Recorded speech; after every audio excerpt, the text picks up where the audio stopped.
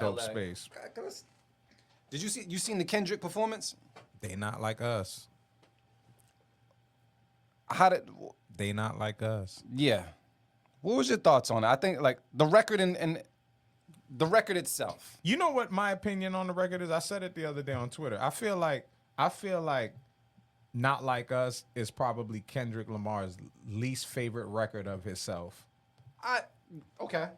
Yeah. That's what my thought process is. Yeah. I feel like he really, in his heart of hearts, like probably doesn't really even think that record is even that good.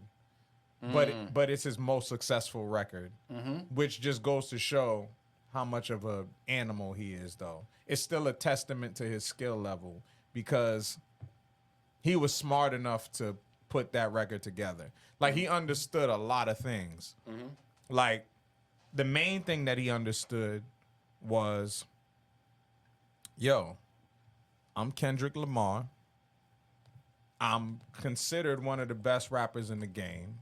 Hands down, his name is always going to come up in the top 3 of conversations. You're going to say Drake, you're going to say J. Cole, you're going to say Kendrick, you might say Wale, or, there's some other names that you're going to say for this era, but his name always is going to come up in at least the top 5 of conversation of MCs. But regardless, that puts him in the pantheon of West Coast MCs. And controlling the West Coast in hip-hop, in terms of the states, that's important. You're talking Snoop Dogg. You talking Ice Cube. You talking Dr. Dre. You talking Game. You talking Nipsey Hussle. You talking like people that leave an imprint on the culture. So we already know that Kendrick is that guy. He's a Pulitzer Prize winner. He's a Kendrick is that guy. But what he turned it into with that song was like, yo, you ain't gonna disrespect the West Coast, nigga. Yeah. Like, that's what that song is. It's a West Coast beat. It's a mustard beat that has that Bay sound, but / LA sound. He called the nigga a Jimbroni. I don't even know how to spell Jimbroni. You a Jimbroni trying to diss Compton. Like, he turned it into like, yo, nigga, you ain't gonna be able to come to the West Coast. You not like us over here. This is real West Coast royalty shit. Like, it's just a genius like strategy. It's a very good play. It's a genius strategy, and it was executed well. And it's not even a fraction of Kendrick's talent. Facts.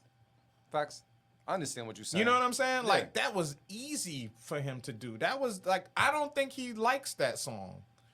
That's my take on it. I feel like Kendrick, like, in the back of his mind, I feel like Kendrick is like, yo, like, he's probably laughing, like, yo, look at this shit. Right? This turned into a little battle.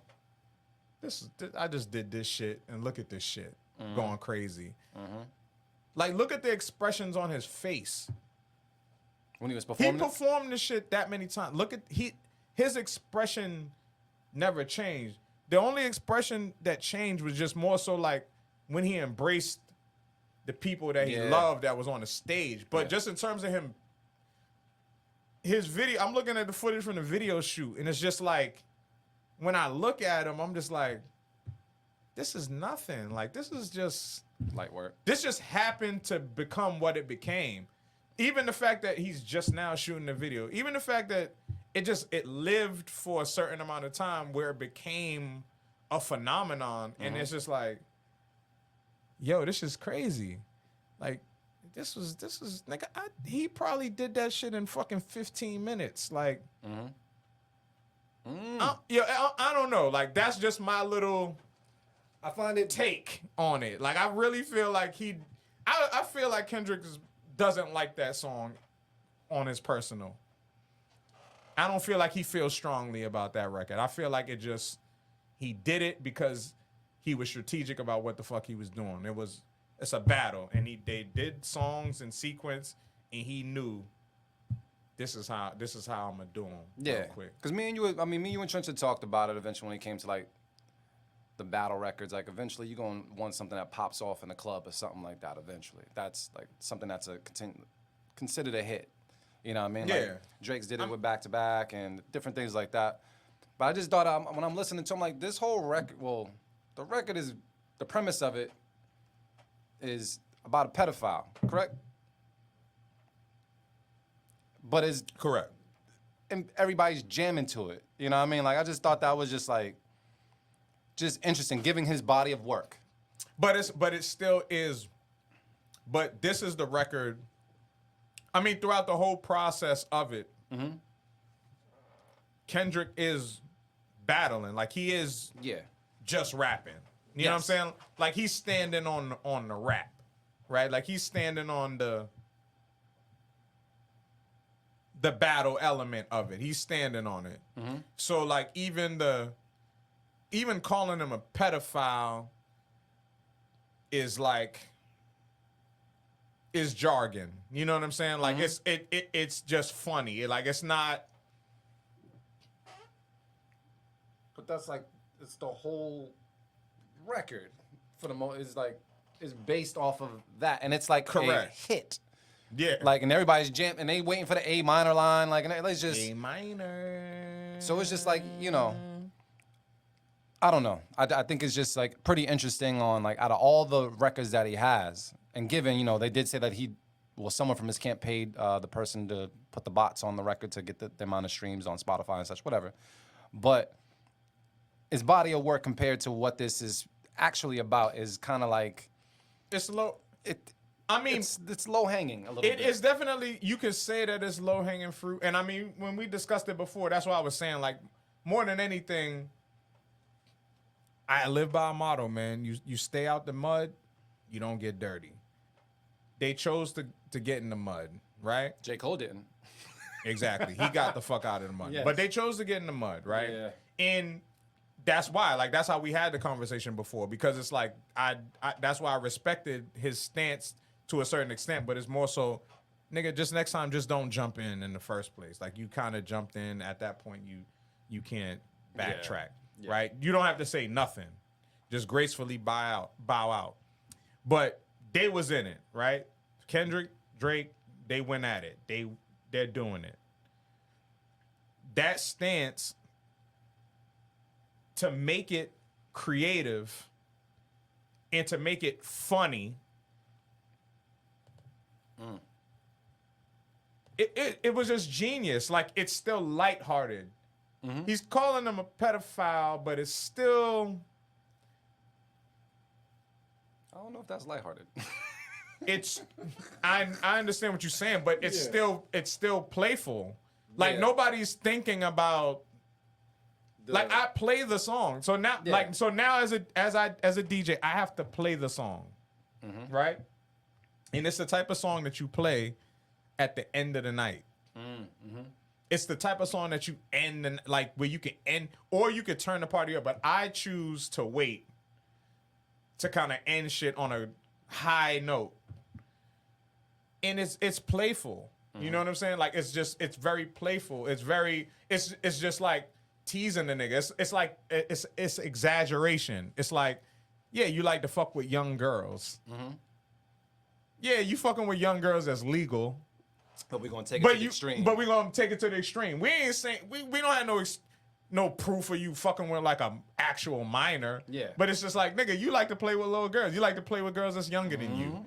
So we're gonna go to the extreme, and we're gonna be clever. Strike a chord, and it's probably A minor. That's a great line. Yeah. And the way he said it. Yes. But like I said, like I don't think it's not great lyrical work from Kendrick. It's just genius. It's just genius, like, in terms of strategy. And then it's the type of shit that, like, it don't matter what you do. You kind of have to just leave. You have to do what Drake's doing right now. You have to just leave that. You got to leave it alone, fam. You got to stay away from it. You got to stay away from it completely. Even the fact that he even tried to, you got to stay. Nigga call you a pedophile. You just got to, you can't defend yourself from that. You can't, you got to stay away from it. So, yeah, it's like, I don't know.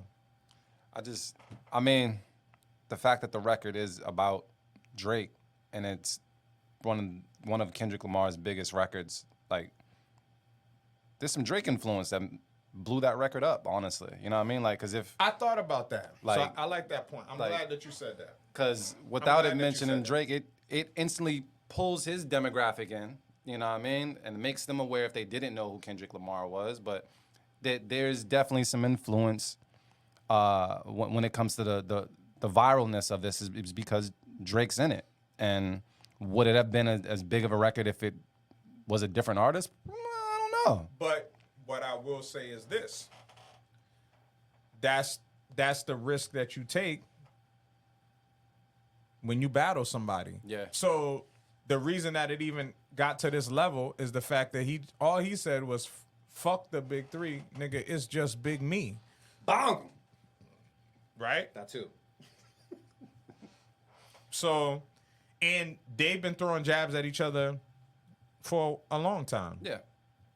So when you engage, that's part of it.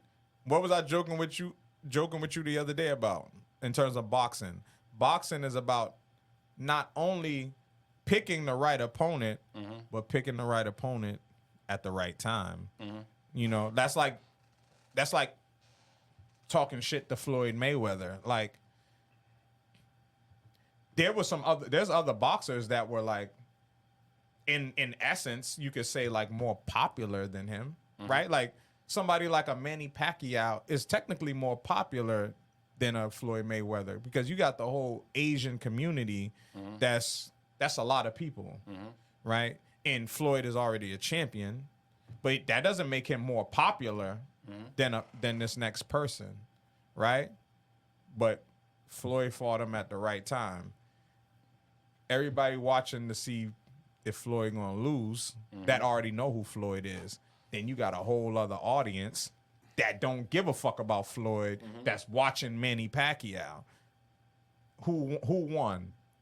Who won? So Manny lose the fight, he still get a big bag. Floyd wins. Not only does he win the bag, but he wins some motherfuckers in the Philippines, in Tokyo, Japan, or wherever who didn't probably give a fuck about who he was before. So that's part of it. So I can't really that's something that I thought about because that's something that would be a reply from Drake, right? Like that's the shit that he was saying in the first place. I brought the West Coast together. Yeah, like I brought yeah, like it's because of me or because of my fame. But ultimately, Kendrick was Kendrick before he got there. Yeah. So I can't not necessarily let that argument ride. Like Kendrick is still Kendrick before this happened. Kendrick was always gonna be Kendrick. So all you did was amplify Kendrick to the people that already fucked with Kendrick. Gotcha. All it did was make the people that already fuck with Kendrick have more of a leg to stand on and to be proud that they was already rocking with Kendrick. That's really what happened. His touring, he ain't do that shit nowhere. Where he do his show at? In LA. Yep. With his people. He's the certified king of the West Coast. I don't have to call him the king of hip hop. He could be, but you could say J. Cole is the king of hip hop right now. There's still arguable. Yeah. But in terms of the West Coast, in terms of That's his space. and that's what he did with Not Like Us. He solidified himself as I'm the general, nigga. I'm the guy.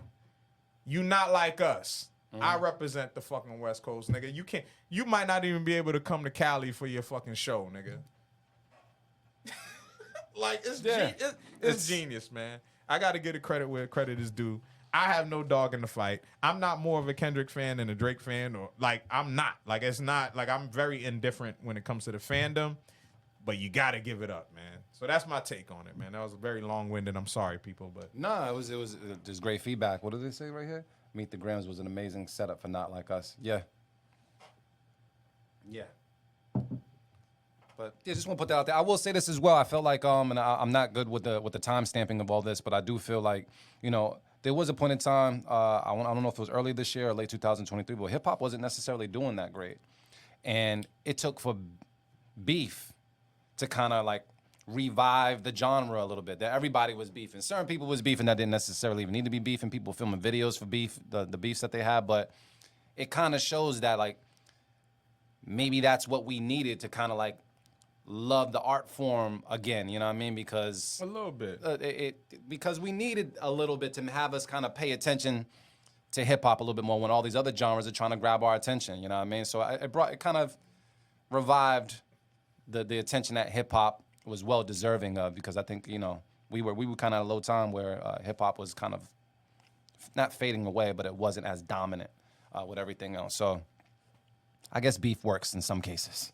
But yeah, thank you for that feedback, man, and that insight. We're going to get to some more beats, Motivate Man, before we close out the show. I got a beat right here called B-Day Suit, Outer Space.